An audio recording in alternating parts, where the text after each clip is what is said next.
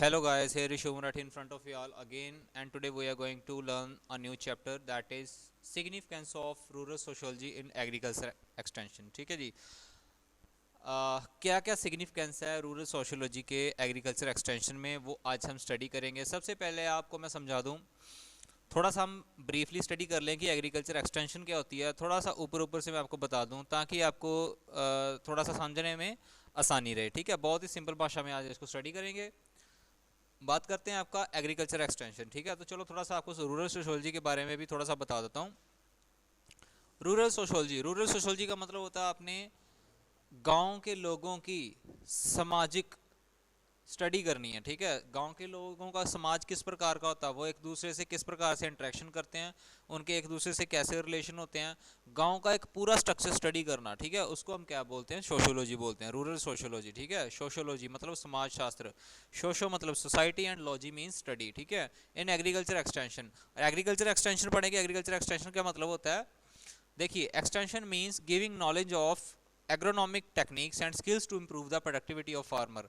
आपने लोगों को, आपने फार्मर्स को, ठीक है, एग्रीकल्चर फार्मर्स जो है वो उनको बताना है, उनको एग्रोनॉमिक टेक्निक्स बतानी है। ठीक है, उनको ऐसी ऐसी नई नई स्किल्स बतानी है जिससे क्या कर सकते हैं वो, कि वो अपनी जो खेती है उसको एक अलग लेवल पर लेकर जा सकते हैं। ठीक है, तो एक्सटेंशन का मतलब ये है, extension is all about teaching the farmers. ठीक है, आपने क्या करना है, एक्सटेंशन ऑफिसर्स होते हैं जो एक्सटेंशन, ठीक है, एक्सटेंशन वर्कर बोलते हैं जिनको, वो क्या करते हैं बच्चे कि गांव गांव में जाकर कैंप लगाते हैं और जो गांव के फार्मर्स होते हैं उनको क्या करते हैं, जागरूक करते हैं। ठीक है, नई नई टेक्निक्स के बारे में।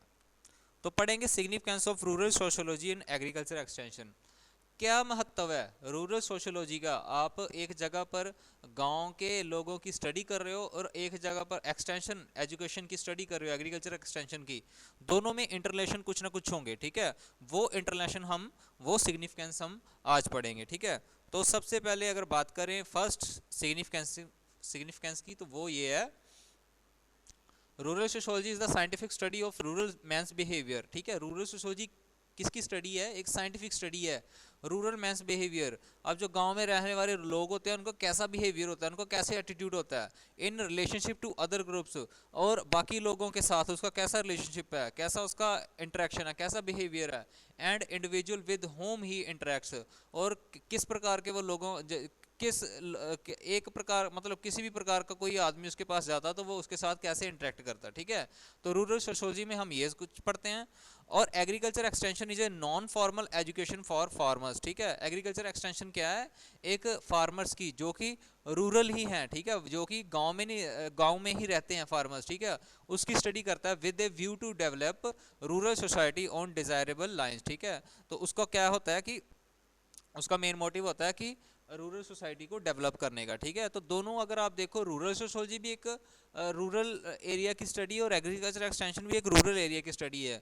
बस दोनों का एक बिल्कुल हल्का सा डिफरेंस है कि रूरल सोशोलॉजी में आप एक आदमी के, एक इंडिविजुअल के, एक पर्टिकुलर आदमी के बिहेवियर को स्टडी करते हो, और एग्रीकल्चर एक्सटेंशन में क्या करते हो, आप फार्मर्स के उसके फार्मर को एजुकेट करते हो। ठीक है, तो ये दोनों में एक बेसिक सा फर्क है। ठीक है, आई होप आपको ये समझ लग गया फर्स्ट वाला पॉइंट। दूसरा आपका, rural sociology studies the attitude and behaviour of rural people. ठीक है, तो जैसे कि पहले बताया कि रूरल सोशियोलॉजी क्या करती है, क्या स्टडी करती है, एटीट्यूड और बिहेवियर, किन लोगों का, गांव में रहने वाले लोगों का, रूरल पीपल का।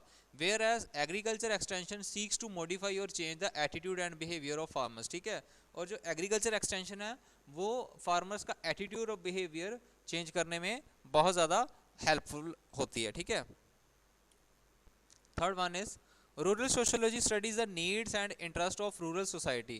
कहते हैं कि रूरल सोशियोलॉजी क्या स्टडी करती है, needs and interest of rural society, and agriculture extension helps farmers to discover their needs and problems and build educational programme based on these needs and wants. अब क्या होता है, बहुत सिंपल से समझाऊंगा आपको। Rural sociology studies the needs and interest of rural society. क्या करते हैं ये रूरल सोशियोलॉजी में कि गांव के लोगों का नीड्स और इंटरेस्ट फाइंड आउट करते हैं। अब फॉर एग्जांपल, आओ आपके गांव में एक लड़का, ठीक है, जिसका नाम है, या आप फॉर एग्जांपल आपके गांव के ये कुछ लोग हैं, ये कुछ पैसा कमाने के लिए कोई चीज़ सेटअप करना चाहते हैं गांव में, ठीक है, तो उनके पास एक एक्सटेंशन वर्कर आता है, ठीक है, एक्सटेंशन वर्कर आता है, ये उनको बताता है कि किस किस प्रकार से आप थोड़े पैसे में पैसा लगाकर आप खेती से आप अपना मुनाफा काफ़ी कमा सकते हो। तो वो क्या करते हैं, extension help farmer to discover their needs, ठीक है, उन्होंने उनकी एक नीड को डिस्कवर किया and problems and build educational programme. अब इसने एक एजुकेशनल प्रोग्राम बिल्ड किया। एजुकेशनल प्रोग्राम बिल्ड करने का मतलब है इसने ये एजुकेशन ऑफिसर है जो, इसने इनको लेक्चर दिया, ठीक है, कि आप इस प्रकार से आप अपना जो मशरूम कल्टीवेशन का, ठीक है, जो खेती है इस ये कर सकते हो अपने गांव में बहुत ही छोटे लेवल पर और इससे अच्छा मुनाफा कमा सकते हो, ठीक है। तो इसने इनको एजुकेट किया और उसके बाद क्या किया, इन गांव के लोगों ने ये एक मशरूम कल्टीवेशन का फार्म बना दिया और उससे उनको मुनाफा आना शुरू हो गया, ठीक है। तो ये है मतलब रूरल सोशियोलॉजी और एग्रीकल्चर एक्सटेंशन का आपका रिलेशनशिप, ठीक है। नेक्स्ट है rural sociology analyses rural social relationship और ग्रुप और organisation and leader in rural areas, ठीक है। तो ये रूरल सोशियोलॉजी क्या करती है, एनालाइज करती है किसके, रूरल सोशल रिलेशनशिप, ठीक है, लोगों के आपस में कैसे रिलेशनशिप होते हैं, और ग्रुप और ऑर्गेनाइजेशन कैसे उनके ग्रुप या ऑर्गेनाइजेशन बने होते हैं या लीडर के साथ उनके कैसे रिलेशनशिप होते हैं। तो ये रूरल सोशियोलॉजी एनालाइज करती है। दूसरी तरफ agriculture extension utilise the knowledge related to groups organisation and leaders to achieve the objective और एग्रीकल्चर डेवलपमेंट, ठीक है। दूसरी तरफ क्या करती है एग्रीकल्चर एक्सटेंशन, क्या करती है, ये नॉलेज को यूटिलाइज करती है ग्रुप्स में, ऑर्गेनाइजेशन में और लीडर्स में, ताकि जो डेवलपमेंट है वो करी जा सके, ठीक है जी। नेक्स्ट है आपका rural sociology study social situation and collect social fact of rural society. Rural sociology में क्या होता है कि वो गांव की जो सिचुएशन है उसको स्टडी करते हैं कि गांव में जो लोग हैं क्या वो अच्छे खासे वहाँ पर रह रहे हैं, ठीक है, किस प्रकार से वो खुश रह रहे हैं, या फिर उनका जो आसपास का वातावरण है वो डेवलप्ड है कि नहीं है, ठीक है। ये चीज़ें क्या करता है रूरल सोशियोलॉजी स्टडी करता है। और दूसरी तरफ हम अगर बात करें तो एग्रीकल्चर एक्सटेंशन क्या करता है, makes use of such social data as basis for building extension programmes for farmers. तो ये इन्होंने एक चीज़ डेवलप कर ली, ठीक है, एक चीज़ स्टडी कर ली कि यहाँ पर इस प्रकार से काम होगा। दूसरी तरफ एग्रीकल्चर एक्सटेंशन में एक uses of such social data, उन्होंने ये सोशल डाटा को स्टडी करना होता है और इस सोशल डाटा के आधार पे उन्होंने एक्सटेंशन प्रोग्राम्स वो जो है वो बनाने होते हैं। फॉर एग्जांपल मैं आपको एक बात बताऊं कि यहाँ पर क्या होता है कि रूरल सोसाइटी में मान लो कि आपके पास एक जगह है, वो एक खाली पड़ी हुई जगह, ठीक है, तो क्या करना उस जगह को एक्सटेंशन वर्कर ने आकर, एक्सटेंशन ऑफिसर ने आकर वहां पर क्या करना है कि उसको बताना कि आप खाली जगह का यूटिलाइजेशन कैसे कर सकते हो बिल्कुल कम प्राइस में। तो खाली जगह का यूटिलाइज हम कैसे कर सकते हैं कि वहां पर एक आप पॉन्ड बना दो और पॉन्ड में आप कुछ फिश वगैरह डाल दो, तो वहां पर आप फिश फार्मिंग का जो बिजनेस है वो स्टार्ट कर सकते हो, जिससे कि क्या होगा कि आपकी जो इनकम है वो अच्छी खासी आना शुरू हो जाएगी, ठीक है। तो इस प्रकार से ये सोशल फैक्ट्स जो हैं वो इकट्ठा करके आप एग्रीकल्चर एक्सटेंशन में यूज कर सकते हो, ठीक है। Next one is rural sociology investigate the social cultural and political and religious problem of rural society.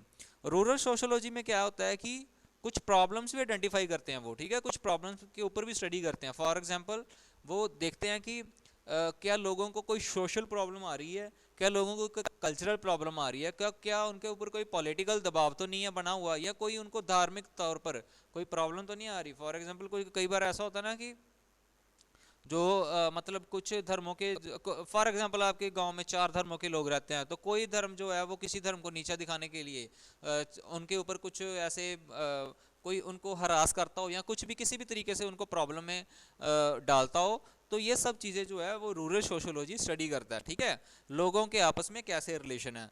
और agriculture extension also study these problems, कहते हैं कि एग्रीकल्चर एक्सटेंशन भी ये चीज़ें स्टडी करता है with special reference to their impact on agriculture extension work in village. कहता है कि ये चीज़ों का जो रेलेवेंस है क्या उसके साथ बनता है, एग्रीकल्चर एक्सटेंशन के साथ बनता है या नहीं बनता, ठीक है। मैं आपको एक सिंपल सी भाषा में समझाता हूँ।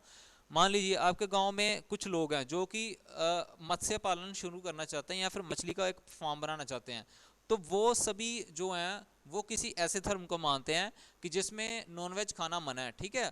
तो क्या होगा कि कुछ लोग उसमें एग्री करेंगे और कुछ लोग उसमें डिसएग्री कर जाएंगे, तो ये एक प्रकार का उनमें डिस्प्यूट पड़ जाएगा। तो देखिए ये जो सारा डिस्प्यूट है ये किस कारण से हुआ, ये कारण से हुआ आपका सिर्फ आपके जो रिलीजियस अलग अलग रिलीजन है, अलग अलग धर्म है, ठीक है, कुछ धर्मों के लोग खाते हैं, कुछ धर्मों के लोग नहीं खाते, तो इसका जो प्रभाव है वो एग्रीकल्चर एक्सटेंशन पर भी पड़ेगा, ठीक है।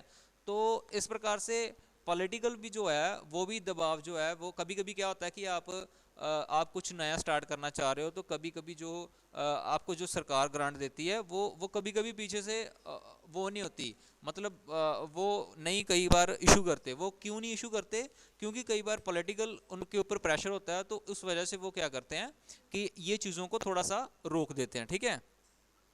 तो रिलीजियस, कल्चरल, पॉलिटिकल और सोशल ये प्रॉब्लम्स जो हैं वो एग्रीकल्चर में भी काफ़ी ज़्यादा ये क्या करती हैं, इम्पेक्ट करती हैं, ठीक है। तो लास्ट में हम सिर्फ यही पढ़ेंगे कि रूरल सोशियोलॉजी क्या करती है। Rural socio will help the extension agent to identify problems of farmers. क्या करती है कि ये आइडेंटिफाई करती है फार्मर्स की प्रॉब्लम को and develop and extension programme. और एक इन्होंने एक्सटेंशन प्रोग्राम डेवलप करना, ठीक है। एक्सटेंशन प्रोग्राम माने कि आपको आपको कुछ ऐसा प्रॉब्लम्स के बेसिस के ऊपर कुछ ऐसे उसका सोल्यूशन निकालना है जिससे कि फार्मर्स भी खुश रहें और उनको इनकम भी आना शुरू हो जाए।